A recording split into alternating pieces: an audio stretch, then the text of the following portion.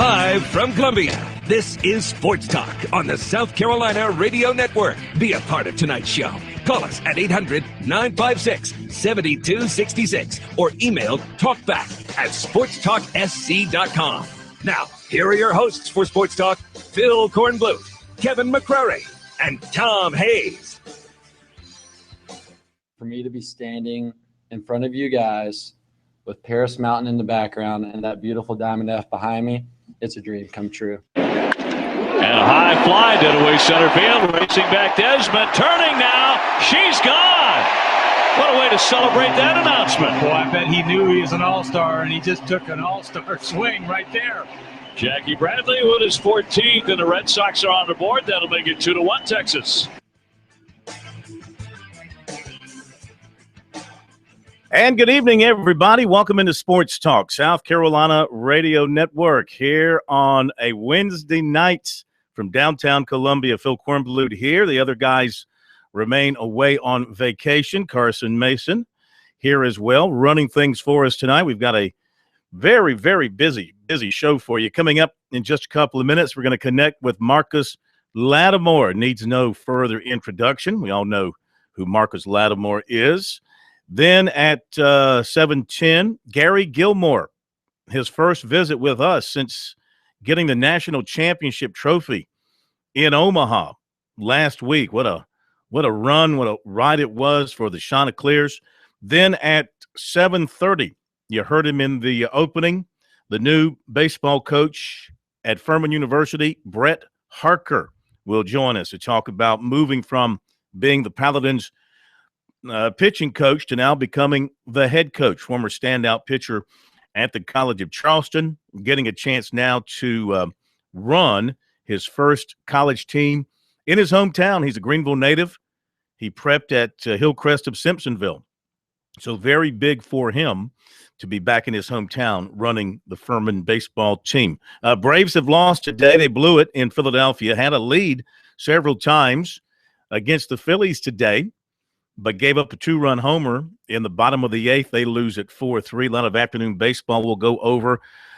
Plenty of interesting recruiting stuff we'll get to as well. USC picks up a commitment in baseball from a left-hander over at Mid-Carolina. Tell you more about that coming up in a little bit. Plenty of news notes to pass along to you as well.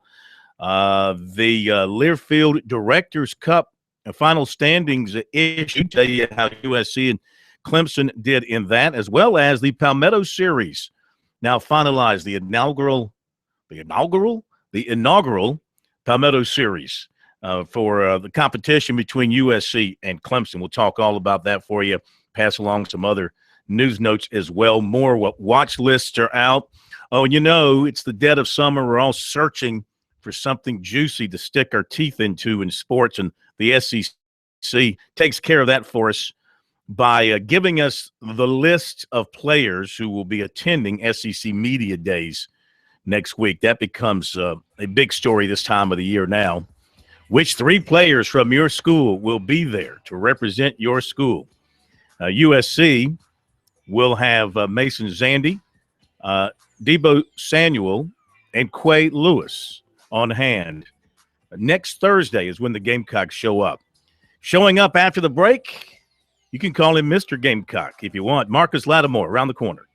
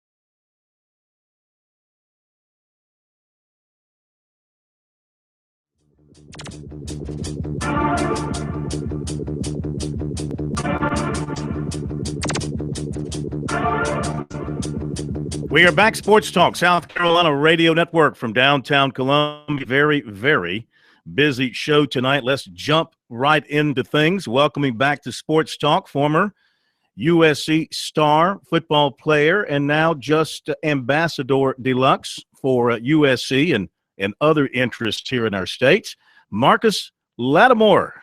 How you doing, sir? Phil, I am doing great. I am calling you live from Wiesbaden, Germany. I was visiting my sister, and we actually head back to South Carolina tomorrow. My goodness. What time is it there? It's only 12:14 a.m. Okay. Well, have another Wiener Schnitzel and sit back and talk to us, okay? I sure will. Now, the one thing I wanted to ask you, though, before we dive into the important stuff is because you're a recently married man. Congratulations on that. Thank you. Have you had your first night on the couch yet? That's the first thing on my mind. Oh, man.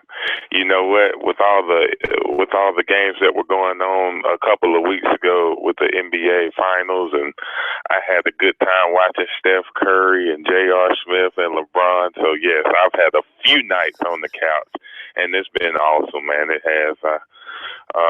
It's been a big transition for me, but that girl, I've known her since Burns High School, and it's been great. Yeah, I can tell you're a newlywed. What I mean on the couch, that usually means in the doghouse that you've done something wrong.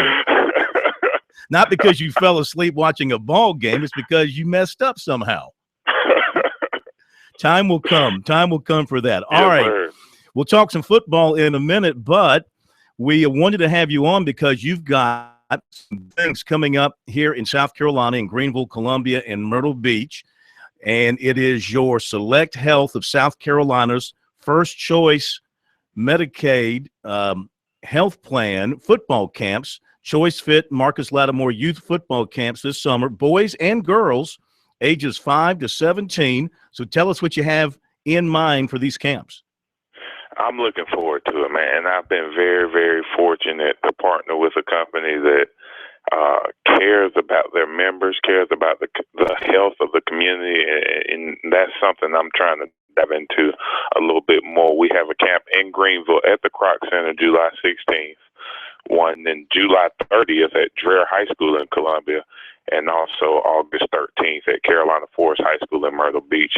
And all these camps are free for the first 25 members for first choice, but they have to call Patricia Kreminger, who is director, and her number is 843-569-4643, and that's how they'll verify it. But with these camps, they actually hold a free health screening open to the public, and with in junction with the camp. So even if you're not participating, there's a free health screening that any age can get at any of these camps. And obviously we'll just go over fundamentals and work hard, and how to catch, how to tackle, how to block, do those important things to build a good base if they're going into football, or if it's something that they've already started playing. But it's something I enjoy, and it's a way that I can reach an audience that I couldn't reach before. Yeah. And you encourage the little girls to come out too and participate? Oh, this is absolutely non-discrimination. I want everybody out there, girls, boys, dogs, anybody. Dogs, okay. Now, as well as I do, how football's coming under attack from so many different angles because of concussions and various things, and you yourself having gone through 2 traumatic knee injuries and having to deal with that. So how do you answer the questions of these young kids who say, I don't know if and their parents, I don't know if I want to risk the injuries. I don't know if I want to risk what some are saying are the long-term health effects of football. How do you counter that? Phil, that's a great question. I'm glad you brought that point up. There's no substitute for it. Football is a violent sport. I would tell the parents, I would tell the children, be informed as possible before you make a decision. because this game, sports in general, in particular football, is a team sport, and it teaches you so many life lessons through the game, and that's whether that's hard work, determination, sacrifice. In some instances, you have to be a leader. You have to be committed, and those are what people look for when they leave the game of football. I guess people jobs. Mm-hmm. That's what they look for, and that's another message that I try to get across. And I've seen it in my own life. I mean, the game of football has given me so much structure that I can get up at 8 a.m. and start my day, and I have a schedule of how I do things, and I'm determined to get it done, even after the game was over with. So those things carry on. So that's what I would tell a parent or a kid. Be informed as possible and realize sports in general teach you so many life lessons. Are there things you would like to see done for football? Now, as you mentioned, it's a violent sport. It's a contact sport. Injuries are going to happen. Yes, but sir. Would you like to see more done from either the equipment side of things, or B, the coaching side of things in terms of fundamentals and approach to the game? What's the best way to go to improve the game, make it as safe as possible, which would encourage more people to come out and play? I think. Well, that's a great question, first of all. But I definitely think that safety is very, very important on the mental health aspect. Mm-hmm. While you're on the field, taking care of your body. I think our coaches need to be certified. I think our coaches need to be informed as well. And the athlete, they have to take care of their body off of the field. That prevents a lot of injuries. And just making sure that everything is in line with that team, with that trainer, whoever the caregiver may be, mm-hmm. Making sure they're certified on a certain level where they're trusted to do their job. But it's something that is going to be a continuing battle, a continuing growing knowledge. We just have to get more knowledge of what happens on the field, what happens at practice, and we'll come up with the best solution, whether that be the NCAA or whatever aspect that it comes from. But we have the people. We have to be informed as possible. Sure. No matter who that is, the coaches or the trainers or whatever. Talking with Marcus Lattimore, and of course, we all remember the two devastating knee injuries you had. But in the bowl game against Florida State, you got popped really hard, right? And that was a terrific shot too.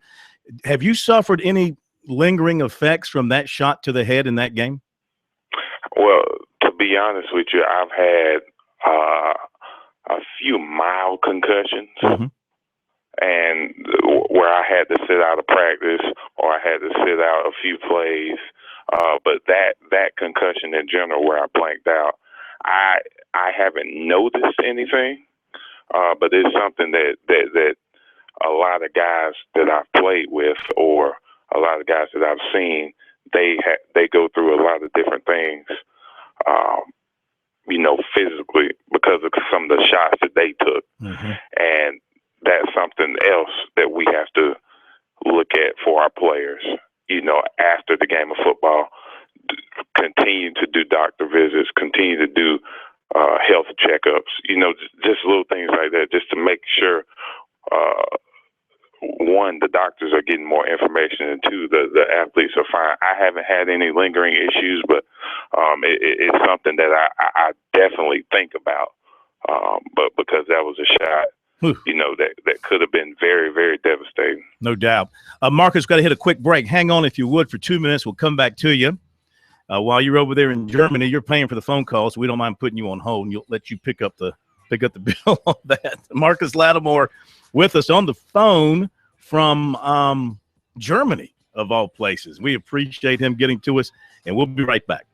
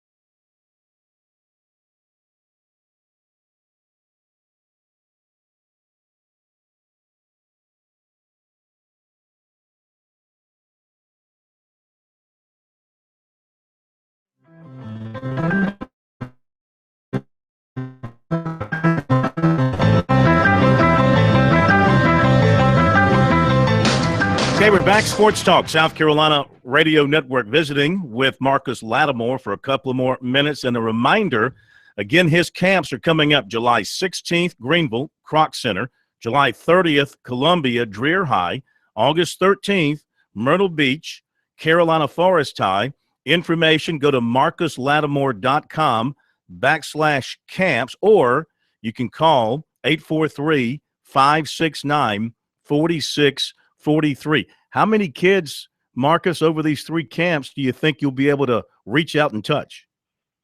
Phil, I do multiple camps so I can keep the numbers small. Mm-hmm. Once you get over 150 kids, there's no way that they're able to retain some of the things that you taught them that day. And so I try to keep the group under 100 as much as possible. I usually end up with about 85 to 100 at each camp. So it'll be about 300 kids that I touch, but we plan on going a lot all over the state, more places. We went to Hartsville. Mm-hmm. We want to go to Marion. We want to go to Charlotte.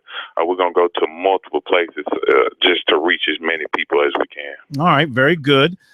SEC Media Days is next week, and I just wanted to ask you, having been there like you did and being a crowd favorite as you were, what advice do you have for these guys going to SEC Media Days, and what do you recall about the grilling?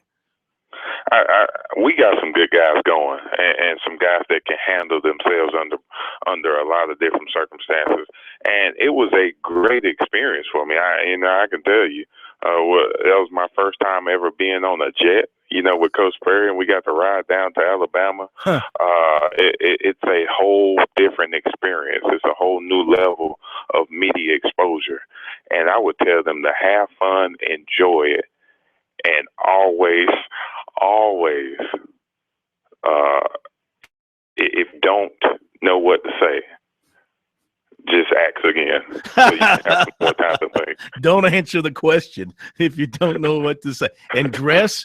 What did you wear? Do you remember the suit that you were wearing? You know what? I think that was the first suit that I ever bought with my own money. And it was a black suit. I had a garnet tie on, and I felt real, real good walking in there. Yeah, I remember, man. You lit the place up, and you had the media eating out of your hands like Spurrier. We're going to miss Spurrier. That's of all the things you're going to miss about Spurrier, of course, you're going to miss the coaching and the winning that he brought. But the media is going to miss him up there at Media Days. Absolutely. I mean, he made Media Day fun for media. Just his personality. Obviously, he's one of the most winningest coaches in SEC history, and there'll never be somebody who's as transparent as he was. Yeah, no question. Listen, man, have a safe trip back to the good old US of A, and best of luck with the camps, and I hope that we can continue to have you on. Anytime you want to get a message out there, you let us know. Phil, you the man. Thank you. Thank you, Marcus, and congratulations again on the marriage. Glad to know you haven't spent any nights on the couch for the real reasons that men spend nights on the couch. We all know what that is. Back in a moment.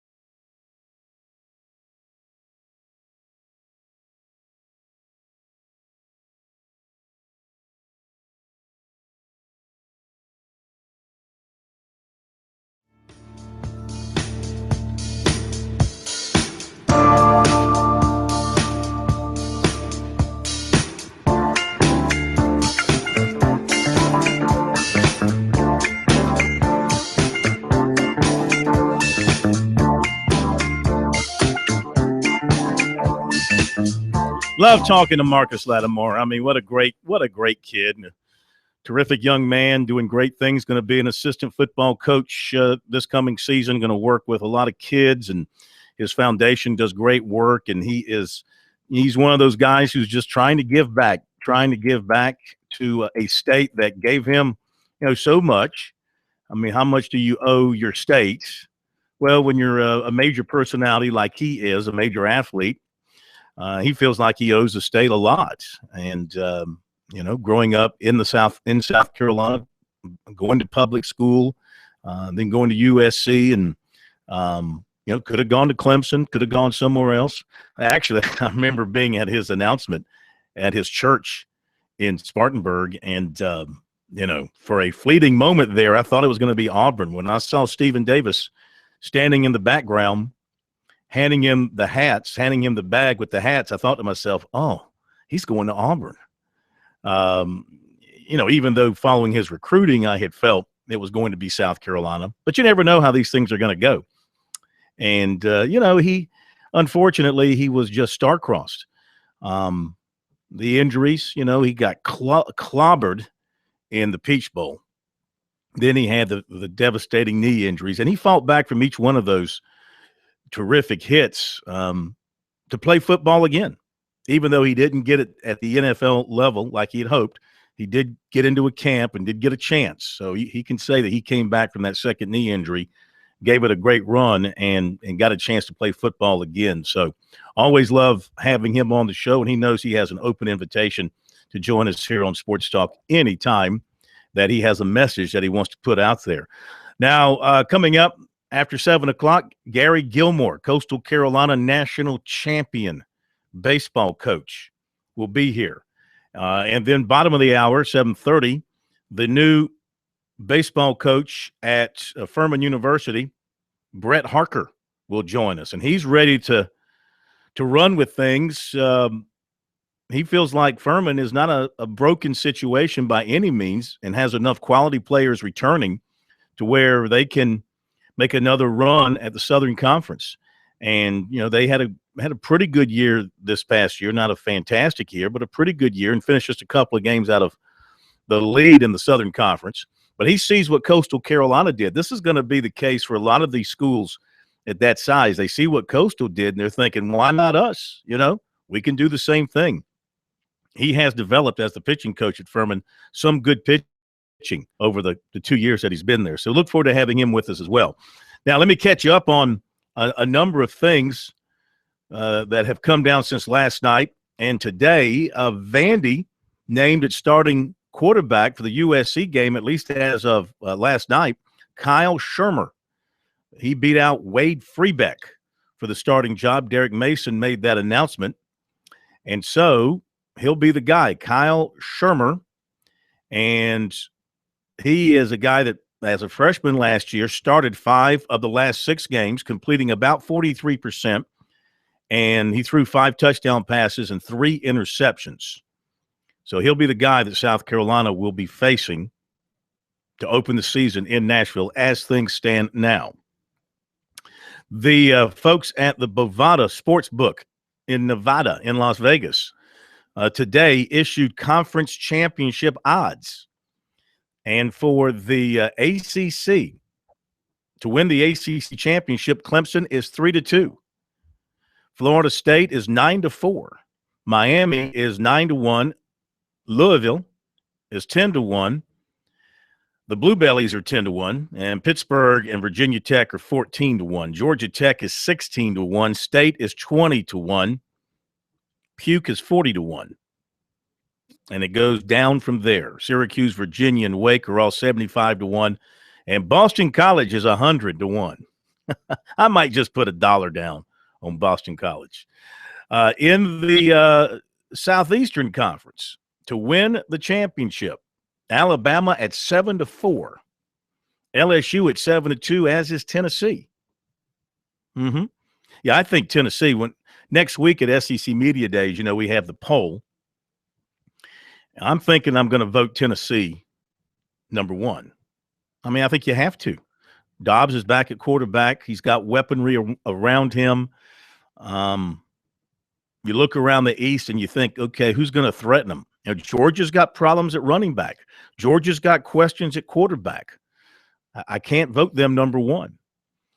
I think I could vote them probably in the East. I don't know. I may go with Florida at number two. McElwain did a heck of a job last year. I think I'll go Tennessee, Florida, Georgia. Then it becomes, guesswork. I mean, how high up should I vote South Carolina? Can I vote them fourth ahead of Kentucky, Missouri, and Vanderbilt? I don't see why not. Why can't I? I might do that. Then again, I may not. Ole Miss, let's see, Georgia was 9-1, Ole Miss 10-1, A&M 16-1, Auburn and Florida 18-1, Arkansas 20-1, Kentucky, Missouri, Mississippi State 50-1, USC at 66-1. They're not the longest of the long shots. Vanderbilt is 100-1 to win the SEC. To win the East, the Gamecocks are 25-1. Tennessee is a 4-5 favorite. The Pac-12 championship game, Stanford a 3-1 favorite, UCLA 7-2, and Washington 4-1. And just check out a few other major conference odds here from Bovado. The Big 12, Oklahoma's a 2-3 favorite. Oklahoma State and TCU 5-1, and Baylor 8-1. And the Big 10, Michigan and Ohio State are 7-4. Michigan State 7-1. Iowa and Nebraska, they are 9-1. That's your look at the major leagues. The AAC, Houston is 1-1. South Florida is 7-2. Cincinnati is 11-2. Temple is 15-2. Memphis and Navy are 11-1. Okay? Those of you who gamble a lot understand all that. I really don't understand. I understand when it's something to one. That means, you put down, like if it's 10-1, you put down $1, you're going to win $10 back. You're going to lose $1. I get that. When it gets all these different numbers, I get confused. That's why I stay away from it. All right, what else? Zeke Rodney. Remember Zeke Rodney, big defensive lineman out of the Rock Hill area a couple of years ago? I'm trying to remember, was he South Point or Northwestern or Rock Hill High? I'd have to look that up. Anyway, he was a starting defensive tackle at Wake Forest. Wake Forest coach Dave Clawson's announced that he's going to that Rodney is taking some time away from the team for personal issues, and he's not expected to return until next year. 6'1", 295-pound junior, 22 tackles last year, 2 behind the line. He started all 12 games. The Learfield Directors Cup, which ranks every school in the country based on their performance throughout the academic year. USC finished at number 31 this year, Clemson at number 42. The Cup takes into account final national rankings, NCAA tournament appearances, finishes in computer, and finishes. Okay, let's do this again. It takes into account final national rankings and NCAA tournament appearances and finishes in computing its rankings. Allows scoring for 20 sports, 10 men and 10 women. USC had 680 points. Clemson had 504 points. But both improved over where they've been in the past.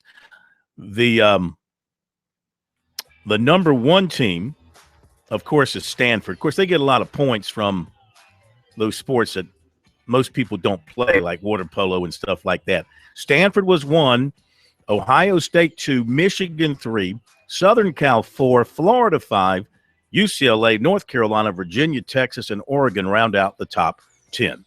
We'll be back.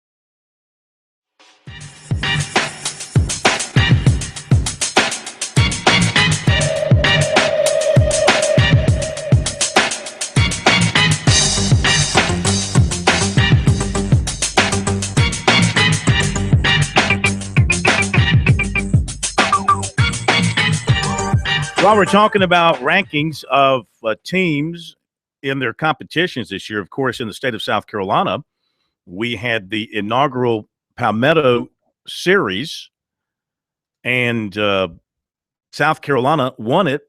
This is head-to-head with Clemson based on the sports that they score. USC won it 10-5 over Clemson. USC scored wins in men's and women's tennis, volleyball, men's and women's golf, women's diving, men's and women's basketball, the food drive, and the Gamecocks got the academic point.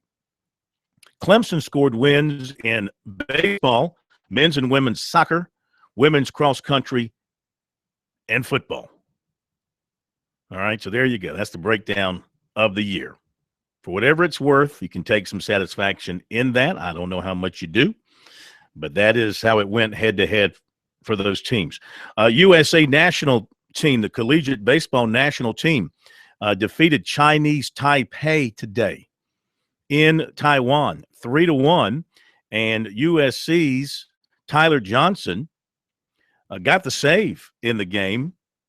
He would be one of 3 pitchers that the U.S. used in the game, and so he picks up the save. That evens that series. Now, they were going to play on Friday. I think this is the first time I've ever mentioned this in a sportscast.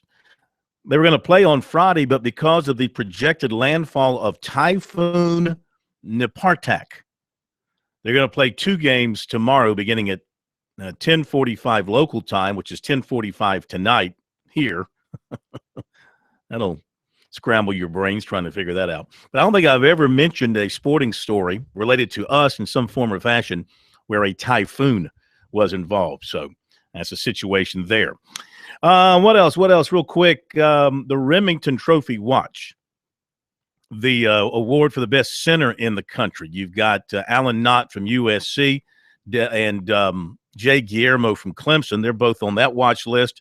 Clemson tight end Jordan Leggett is on the John Mackey Award watch list for the best tight end in the country. Michael Roth was sent down last night by the Rangers, sent back to the minors. And Tennessee is going to pay $2.48 million to settle that lawsuit filed by 8 unidentified women who said the school had violated Title IX and created a hostile sexual environment through a policy of indifference toward assaults by athletes. So take the money and run, or go away is how Tennessee is probably looking at it. Take our money, take our $2.5 million, and just please go away. Let's go to Bob in Casey. Squeeze in a phone call here on Sports Talk. Hello, Bob. How are you? Hello. Good afternoon, Phil, or good evening. Yes, sir. Hot off the presses, Kyle Shermer. He will be the starting quarterback for Derek Mason and the Vanderbilt Commodores. Oh, my. In Nashville. Oh, my. Gamecocks are in trouble. Big trouble. I don't know. He's not ranked that high in one of the magazines, so he's not ranked that high. Also, well, if he's not ranked, then it's pretty obvious he can't play. Well, he's going to start for an SEC team. We shall see. And also, I sent you a second email with all the odds for most of the Power 5 conferences. I didn't really look at the Tigers and the Gamecocks. Yeah, you should really, Bob, listen to the show before you call in, because we've talked about both of those stories already. I was researching on the library. Yeah, that's okay. Online university. Yes, sir. Yeah, that's okay. Furthering my education. I get that. 52. It's about time, you think? I get it. We can never get enough education. You're right. Never get enough. That's right. Have a good night, Phil. Thank you, man. Thanks we appreciate for the great show. Well, thank you. I appreciate it. Obviously, he doesn't listen, but I appreciate you saying it's a great show, considering that everything we've talked about, he just mentioned. Major League Baseball this afternoon, I mentioned earlier the Braves, losers in Philly, gave up a 2-run homer in the bottom of the 8th, and they lose 4-3. Detroit beat Cleveland 12-2. Mets beat Marlins 4-2. Twins shut out the A's 4-0. Cincinnati beat the Cubs again at Wrigley 5-3. Orioles and Dodgers 4-4 in the 10th. Nationals lead Milwaukee 7-4 in the 9th. And that is it for the games going on right now. And, of course, as we noted last night, Jackie Bradley Jr. makes the All-Star team, fan voting, starting in the outfield for the American League, then goes out and hits home run number 14 last night. Matt Wieters makes the team as a backup, South Carolina guy, making the American League All-Star team. So congratulations to those fellows. When we come back from the break, we'll hit you up with today's recruiting information. That'll be coming up next here on Sports Talk. We'll be right back.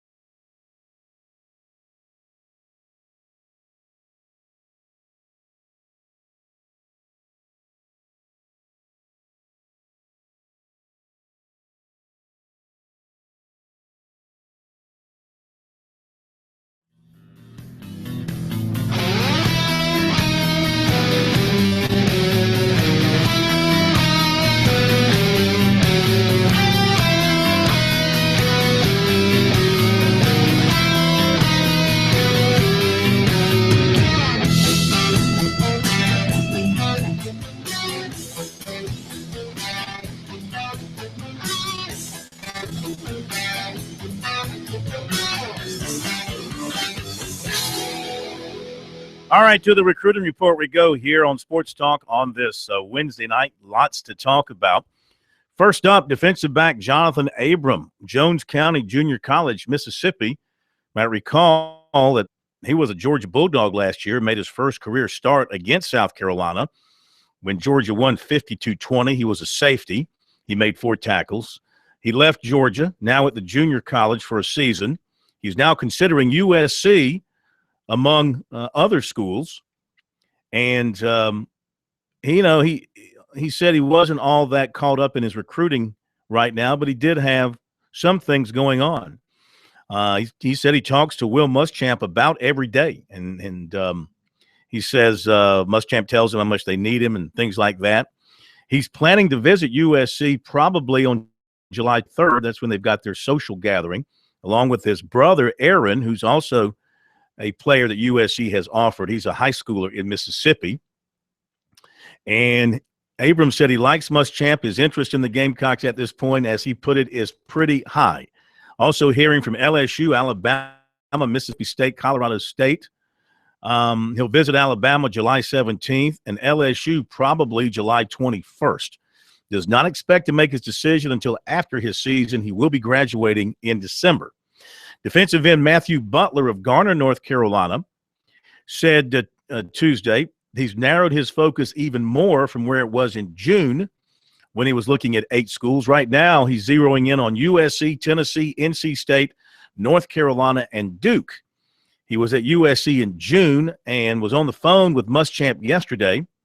And he said Muschamp was emphasizing, when they met face-to-face, he emphasized with him how he would fit into their scheme, things like that. Now he said he's just communicating details about the school, and they want and need him there as a player. He's looking at some dates for return visits to USC this summer and this fall, but no timetable on a decision. It could come before the season. He said all 5 are recruiting him the same. There's no leader at this point. Quarterback Kamen Curitan of Lawndale, California, has a grandmother who lives in Beaufort, other family in South Carolina. He's going to be there July 23rd on a family reunion, and while in the state, he plans to visit USC. He has a San Jose State commitment. He reported an offer from the Gamecocks in April, but he tells us not a committable offer at this point. But he said that he has been in touch with Kurt Roper, and, he's going to get a chance to maybe visit the school and visit with them and see how things go. He had great numbers last year, 3,787 passing yards, 773 rushing yards, and 34 total touchdowns. Defensive back Mike Carter, Douglasville, Georgia, committed to Duke last night. He also had a Clemson offer. And 2017 left-hander Corey Stone of Mid-Carolina committed to USC today. He's the 15th commitment for the Gamecocks 2017 class and the 3rd southpaw. Top of the order, top of the hour. We'll be back.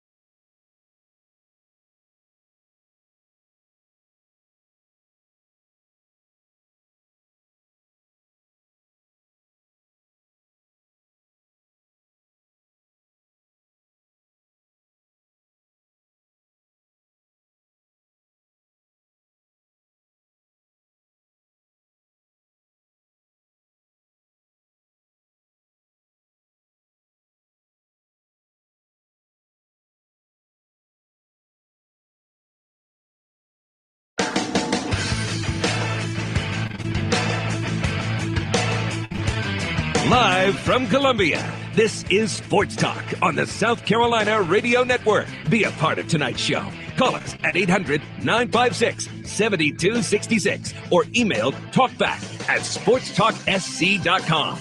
Now, here are your hosts for Sports Talk, Phil Kornbluth, Kevin McCrary, and Tom Hayes.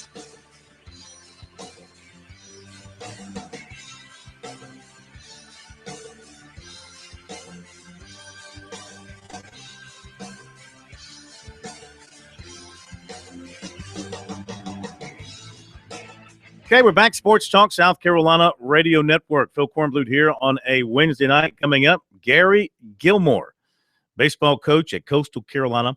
I wonder where they are keeping the trophy. I wonder if it's riding around with him in the back of his truck so he can show it off to all his friends, sort of like they do with the Stanley Cup. You know, the Stanley Cup travels around the country. National Hockey League does that. I guess there's a replica of it that goes to the winning team, but I think the real one travels around the country. I wonder if Coastal is showing off its new trophy or has it sitting in a trophy case somewhere on campus. We'll find out. We'll also find out more about the ins and outs with Gary Gilmore and how he managed to direct his team to the national championship last week.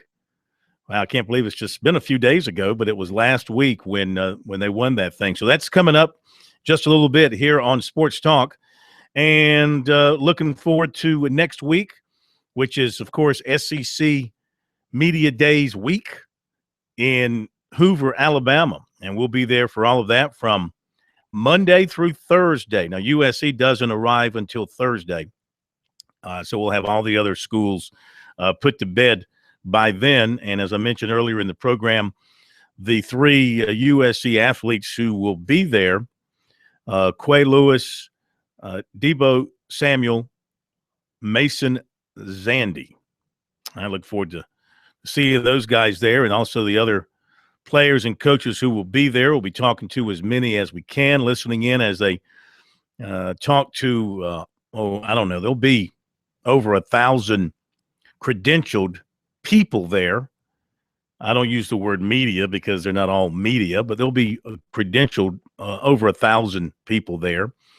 Radio shows taking place all over the country. The SEC network, TV network will be there, broadcasting nonstop. So, you know, does it mean anything? Not really. All these coaches were just talked to a few weeks ago at the SEC spring meetings in Destin, Florida. So it's a rehash to some degree of what they were saying then. Now, there'll be some interesting topics. I mean, Les Miles obviously going to be drilled about what happened last year with him and his job and how secure he feels. Hugh Freeze is obviously going to be drilled about what's happening with the NCAA. Of course, he'll open up. I can tell you right now, his opening statement will include the comment, "I can't answer any questions about the NCAA investigation because it's an ongoing investigation," and blah, blah, blah, blah, blah. So he'll throw that out there, but there'll still be some questions thrown his way about that. Outside of that, it's going to be pretty calm. Nothing to match the year that Philip Fulmer pulled up to the hotel and was served a subpoena for being in the state of Alabama. Remember, he was being sued or something. All right, we'll be right back.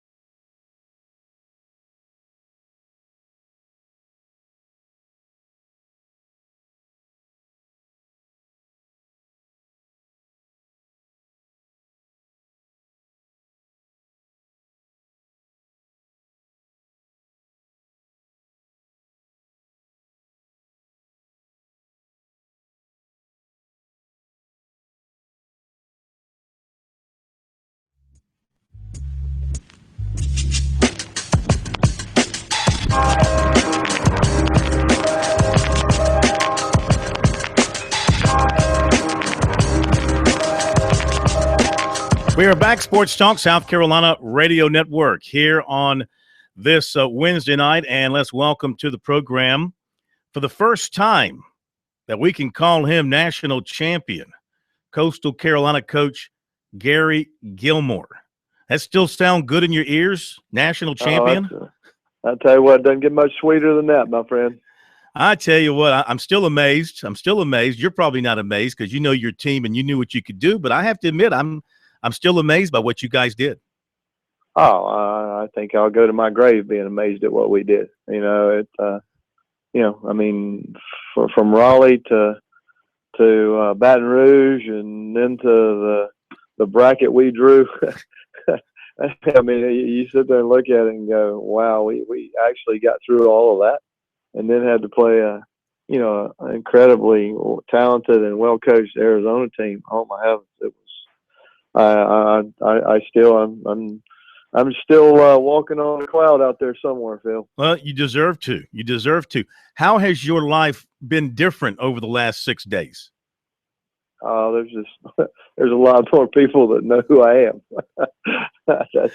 And I mean, it's just been such, the reception we've had when we came home was, being honest with you, is beyond anything I could have ever dreamt, desired, anything at all. I mean, it is, we got off the plane on Thursday night, and there were between 5,000 and 6,000 people waiting for us at the airport. And this was at 11:30 at night. We got out here to school. It was about, I think, 12:30, 12:45. There was 1,000 people here. We have a parade the next day at lunchtime in downtown Conway, and I mean, G.K. Young, one of our local kids from Conway, he said, Coach, this is 2-3 times bigger than any Christmas parade I ever went to. Yeah. And I mean, it was incredible. And we rode through down there, and we came over to our stadium. 4,000 people waiting for us here. Yeah.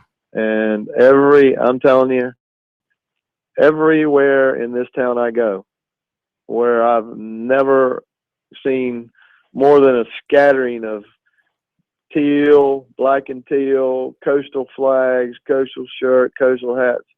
This whole entire area is completely eat up with it. It's unbelievable. Yeah.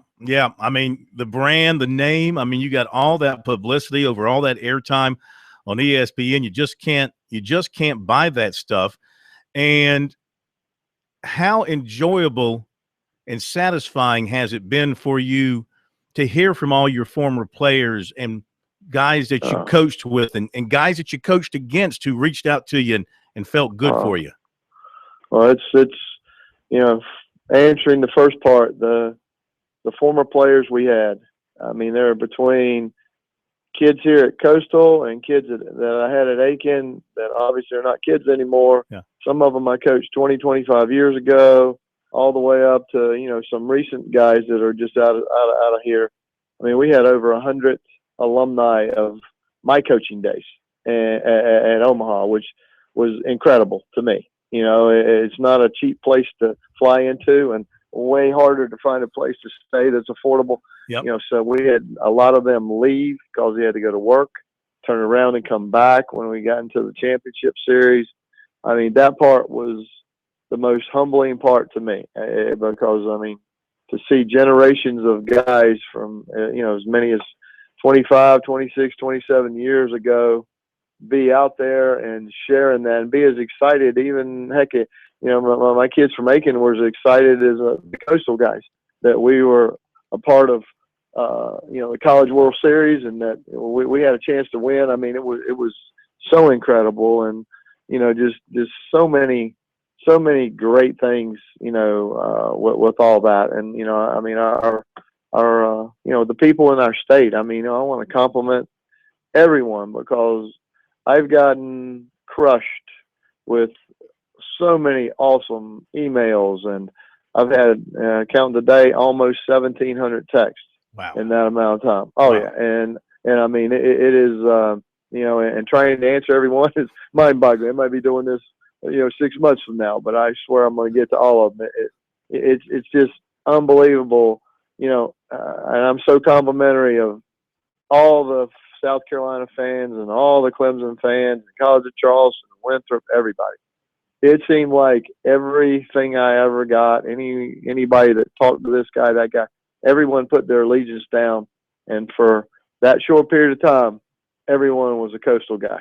And it was absolutely incredible to know we had so many prayers, so many people pulling for us. I mean, it's like we were lifted up. I said it in those news conferences, those press things. I truly believe that, between my dad's hand on me and God and everyone else's prayers were being answered through that whole process. And I'll tell you what, watching from the distance via television and watching your players, you could see the chemistry and you could see the love on the team. I mean, the hugs for the pitchers coming off the mound when you would remove them, though you didn't have to remove Beckwith, but the others, the hugs that they got from the players coming out of the dugout were so genuine and real. You could sense and feel the chemistry that this team had developed.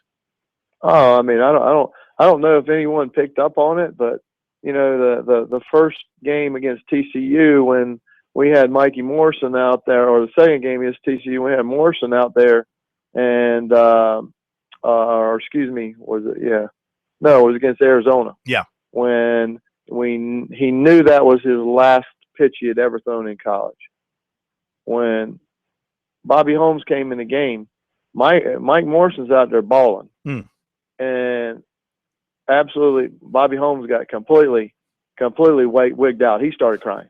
No, on the mound? On the mound. Oh, yeah. Both of them got tears just gushing down their face. And then that ovation that Morrison got from the whole stadium. Yeah. I mean, it was overwhelming. And Bobby was I'm telling you, he almost blew that game. He was so emotional. When he got over to the dugout at the end of the inning, we gave up a couple runs or whatever, and it got really, really close.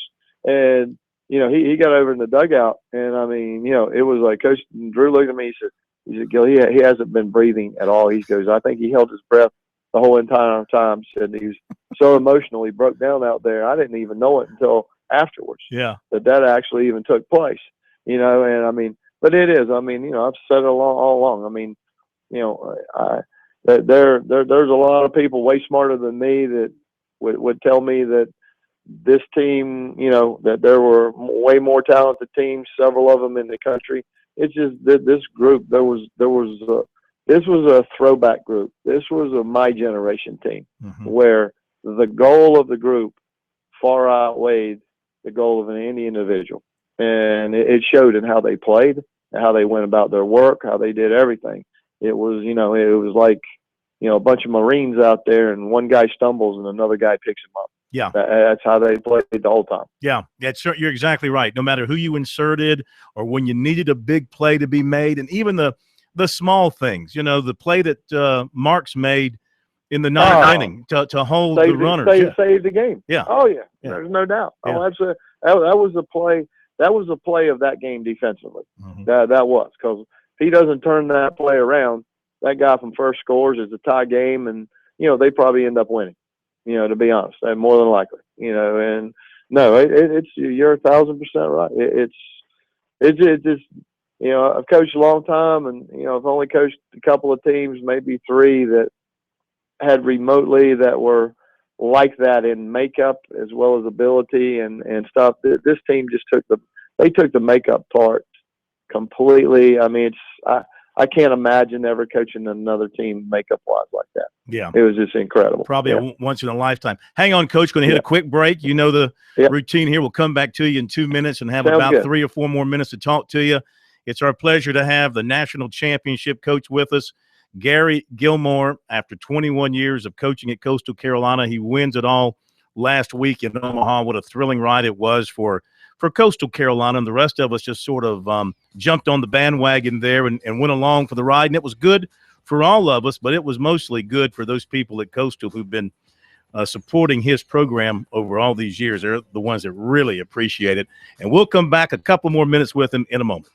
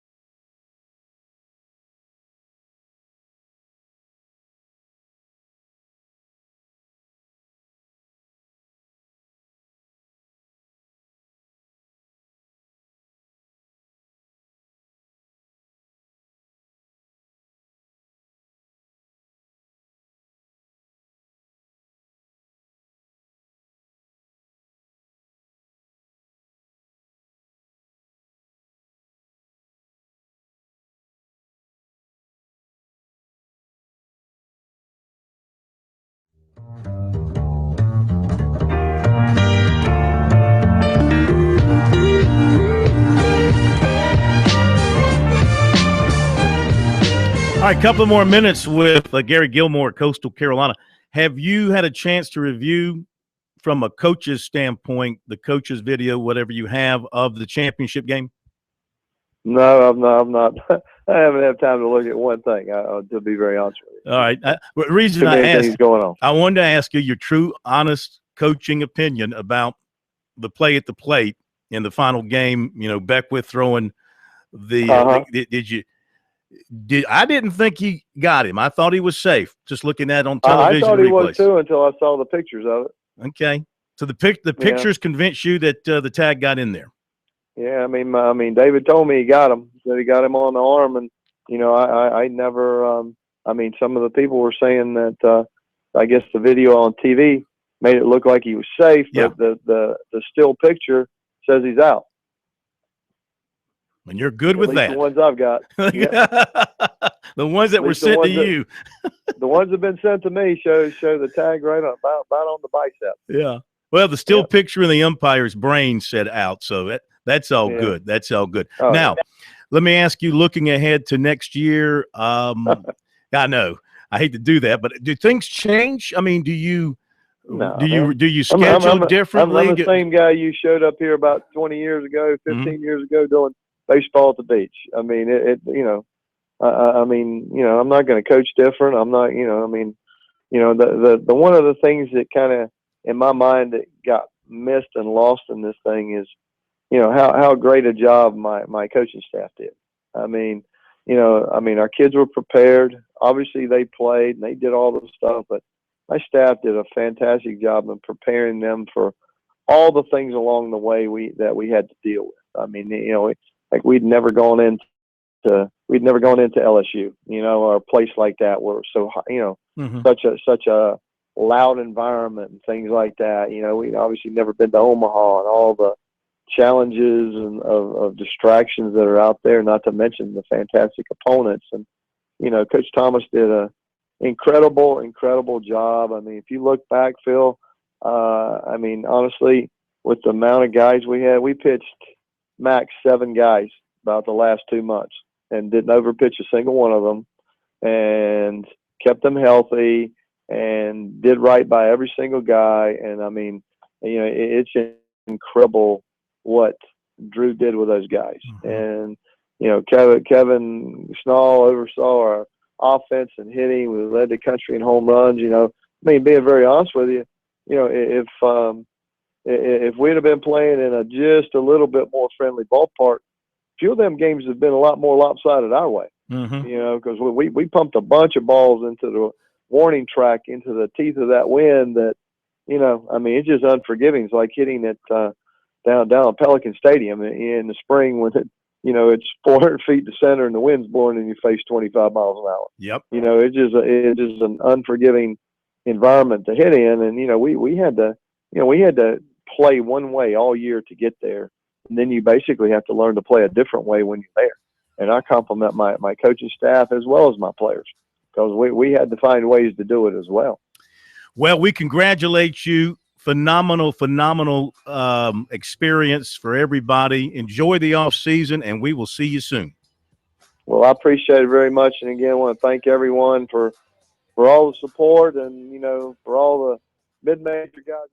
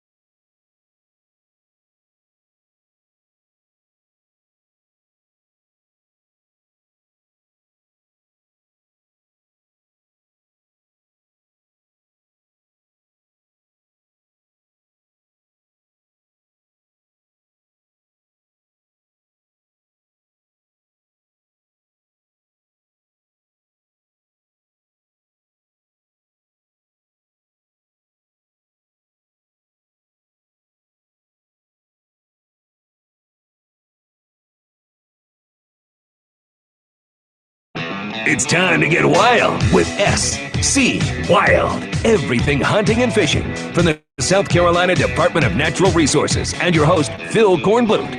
SC Wild on Sports Talk on the South Carolina Radio Network. And you thought we were going to have the new Furman baseball coach with us here, Brett Harker. But Corn had a scheduling snafu and totally forgot that we're doing SC Wild tonight with Captain Billy Downer. We're bringing him in out of the bullpen.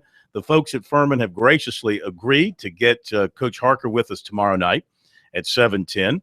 I forgot that we discussed this last week when we had SC Wild, that we were going to turn around and do it again this Wednesday night. So that's totally on me.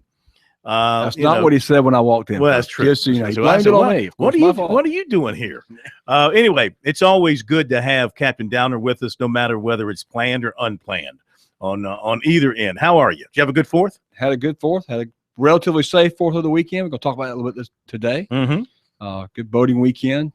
Lots of sun. A little bit of cloud, some weather out there. But anyway, as promised, we're going to start with our little fence climbing gator you brought up last week. All right, let me just tell everybody, if you have a question about the great outdoors in South Carolina for the captain, 800-956-7266, question or comment.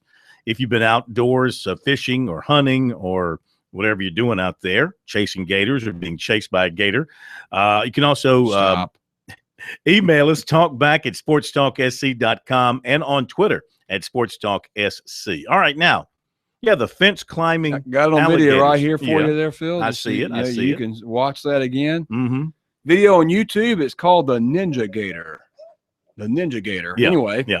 Looks about to be a 6 to 7 foot alligator. This thing has really made the rounds on YouTube, hasn't it? It has. And you brought it up. I hadn't seen it till you showed it to me, and it really blew my mind. I saw the gator, gets up against the fence. Mm-hmm. Guy's chasing around the yard. He's yelling at it in like a parking lot. Yeah. And then he gets to the fence here, and it's cornered. It really can't go any other direction. The next thing it does is lay its head up on the fence here, and it pushes up, digs the claws in. Now what if he turned and lunged at the guys with the – I mean, those guys can't be more than 3 or 4 feet away from him. No, they're not. No, she climbs up to the top of the fence here. Right. Throws his front leg. I mean, he just keeps digging and pushing. Mm-hmm. And then he basically gets to the top and just falls over. Right. I mean, there's not like a graceful method here. He lands right on his nose. Right on his nose. That's right. And then he goes into the water. But, I mean, what if he turned around and went after the guys with the cameras? Well, again, I was fixing to say, in this situation, you listen to it, besides the guy laughing and saying, hey, you're going, where are you trying to go? You're not going to get that pond. There's a fence here. Right. The gator's hissing. So he's aggravated, no doubt about it. Mm-hmm. He's aggravated, and he's just trying to get out the way of this guy that's chasing him. Right. I mean, any animal, wild animal, you put him up against a blockade like a fence, mm-hmm. there's no telling what he might do. Yeah. Sure, he might turn around. Smaller gator, he might come and lunge, you open his mouth. What he's going to do basically is going to hiss, going to open his mouth. If you really pressure a gator, you see him, water's going to shoot out their eyes. It's just a mechanism they do mm-hmm. when they're stressed. And he hisses, and he's just trying to back you off. This gator decides, hey, I'm going to try to go over this, whatever's in front of me. Did you know prior to that a gator could climb a fence? I've never seen a gator climb a fence. Yeah. That doesn't mean again, yeah. Don't count what animals won't do in a situation where they're pressured. And that's one of the things, one of the lessons in here is, number one, gators want to go to water. This gator was trying to get to water. There's a pond on the side of the fence. Yeah. He's trying to get to water. A gator that size, 6, 7 foot, usually is getting run off by another gator while he's out there mm-hmm. in the open where you can see him anyway. Mm-hmm. They are ugly creatures to their own kind when they're smaller. I mean, it's dog eat dog. It's gator eat gator world. Is that right? Absolutely. When they're small, you said it's what? It's gator eat gator. No. world. You said when they're small, it's ugly? Oh, yeah, it's ugly because the males will eat them. Other males will eat them. Mm-hmm. Not as much as females, but the males will eat smaller gators as territorial.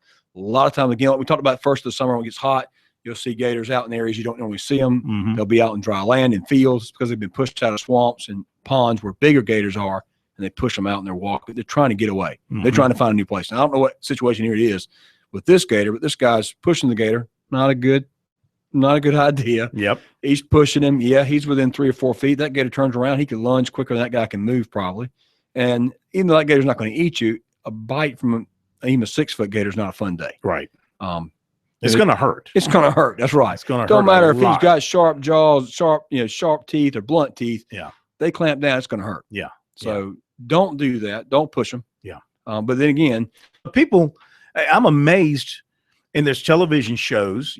I mean, I'm just amazed how people want to toy with these. They are in creatures. awe of gators. They watch the Gator Man, and they watch Troy Landry out there, doodum, and the people are just fascinated by gators because they don't see them for the most part. Yeah, a lot of people don't see them around here. We see them a lot. Yeah, but anyway, I'm not fascinated. There's your story. That's the fence climbing gator. My next little bit here is for you, Phil. Of course. Okay. What you got? Shark Weekend did it on Discovery Channel. So does that make you feel a little better about the ocean, or are you still a little bit nervous? Does that mean the sharks have left? On TV at least. on TV at least. I'm going to be down there in 2 weeks, so clear out. Sharks or gators, and matter of fact, I saw a picture just this week of a gator in the surf at the ocean. No way. No, yeah, it happens. We've got some wild areas on the edge of the water, and gators get out in the ocean. There's actually a picture you can see the gator through the How breaker. big? It's probably 8 feet. I mean, there's 10-foot ones out there sometimes. Was it near one of the state parks? Yeah, it is. It's out there where you got river systems come into the ocean. Yeah. And so they get out there and they mix in the salt water some. Typically, you're not going to see them in salt water that long. Yeah. It's going to be irritating to everything else. They can't live in salt water. They can move around salt water. They're not going to stay in salt water, though. No. Yeah. But they can, when you say live, I mean, they can be in it. Yeah. For short periods of time, for a day maybe. They're going to move back into the estuary area anyway. Yeah. That's where the food's at. But they do get out in the breakers. Sometimes you may see a gator out there. Weird as that may sound. Not on your big public beaches, of course, but back when you get to your areas in our state where we have estuaries that dump into the ocean that are not as populated. Well, you mentioned the shark thing, and it seems like it's been pretty quiet along the Grand Strand as far as any reported shark activity. Have not heard of a lot. No, I have not. But again, shark. We talked about this when the tragedy happened in Florida. Yeah. Sharks are out there just like gators are out there. They're in the wild. Sharks are in the water. There's bull sharks out on our coast that's been there for hundreds of years. They're there. That's what they do. They feed in the breakers. So encounters with sharks aren't uncommon. Nobody wants to encounter a shark out there, no doubt about it. But the things we talked about last week, remember, don't wear shiny jewelry in the ocean because, again, sometimes that can attract things you don't. Yeah. It doesn't mean you'll go out in the ocean and everybody's scared to death. No. What it means is there are sharks out there.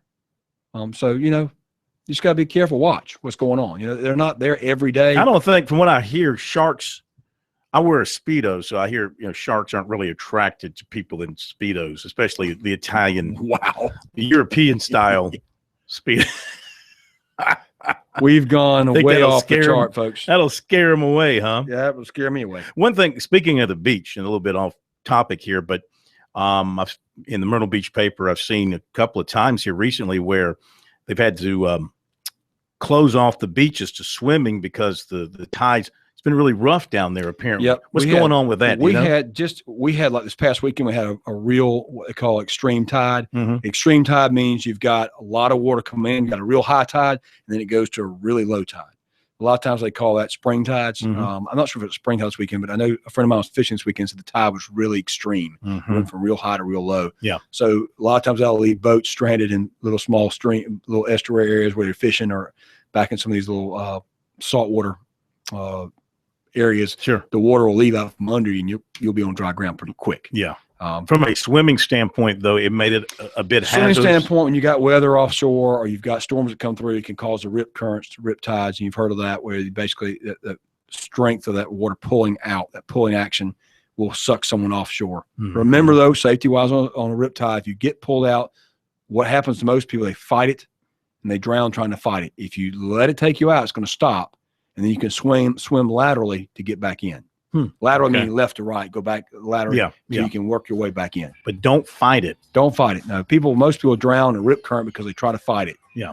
Just let it carry you. It's going to stop. It's going to eventually stop. And then you can move laterally to get back into shore. Sharks, rip currents, alligators. I think I'm just going to stay under the tent. That'll be my plan. We'll be back. More SC Wild DNR here on Sports Talk.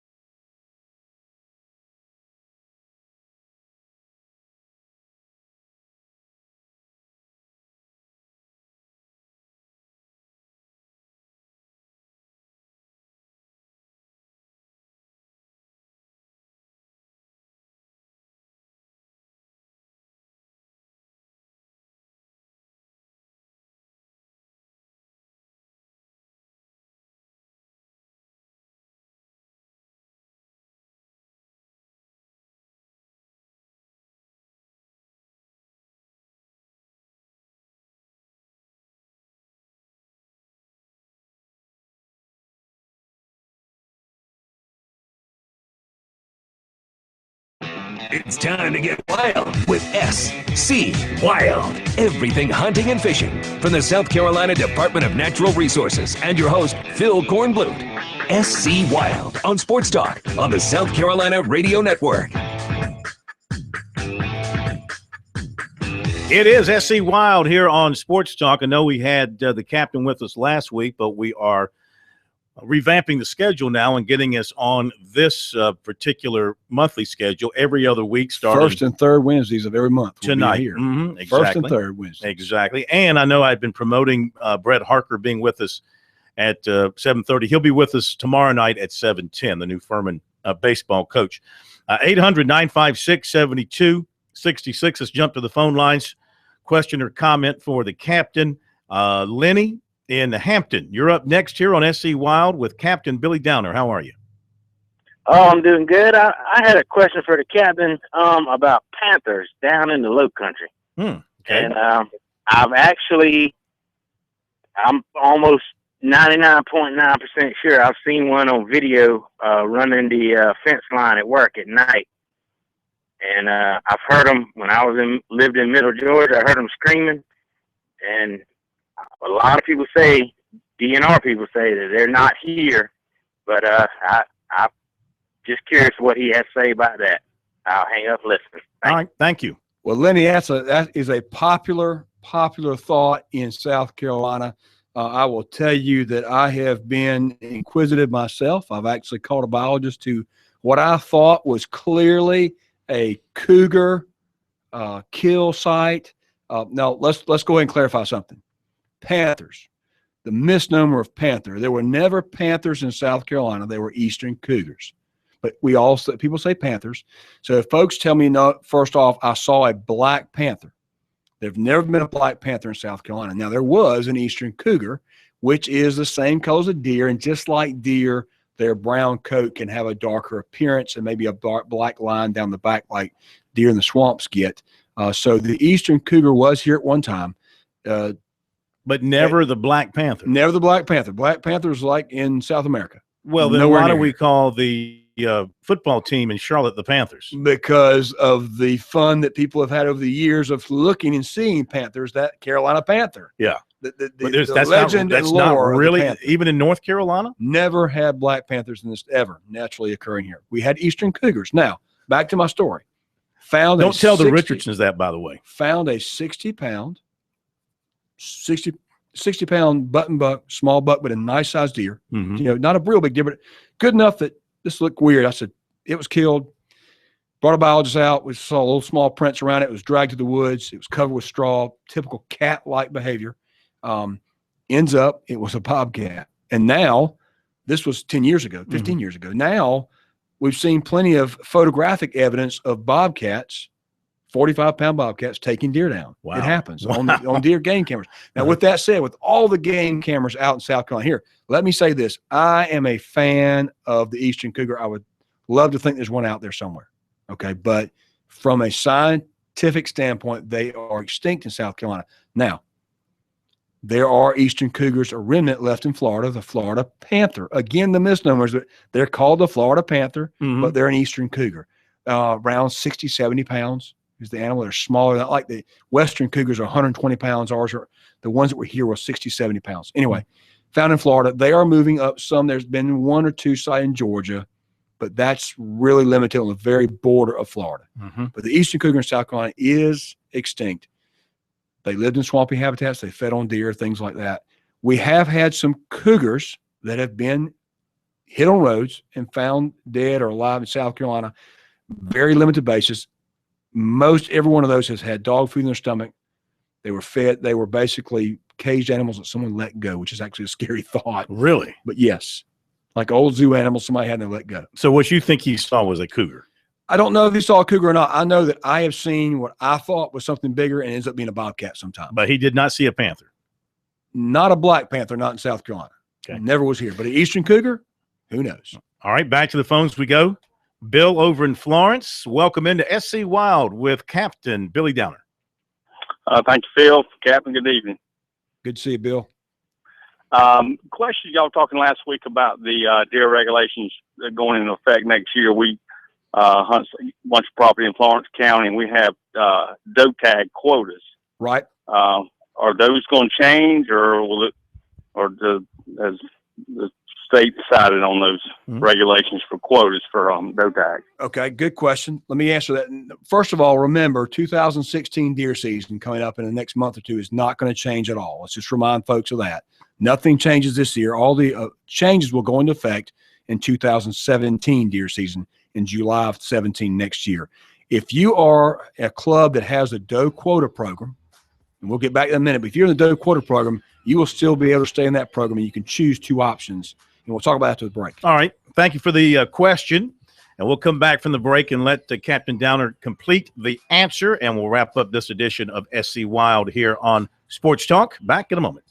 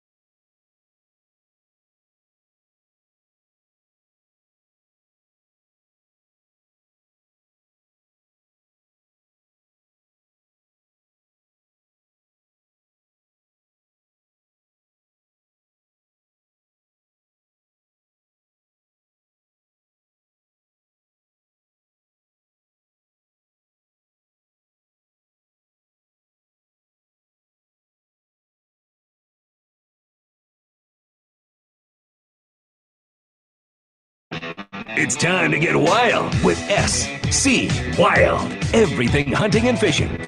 The South Carolina Department of Natural Resources and your host, Phil Kornblut. SC Wild on Sports Talk on the South Carolina Radio Network.